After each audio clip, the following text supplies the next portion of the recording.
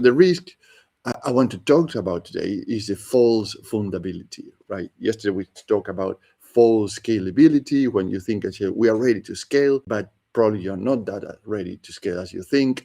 And today is the false fundability, when you think we are ready to raise, and probably you're not that ready to raise as you think. So the false fundability it sounds like this. And if you start to hear this when you're raising capital, probably you need to stop and reconvene with your team and say, let's take a second look at this. If you think, if you start to hear or put in your pitch deck that you have a high demand, you have increased sales, that you have increased partnerships, that you have IP documented or patents, if you have a big market to serve, if you only need capital to move faster, those probably are literally red flags for any investor or capital that you are looking for, right? So because that is not evidence, that is all true, that don't get me wrong, but investor don't invest on, don't fund a list of claims. They fund a case that they can check,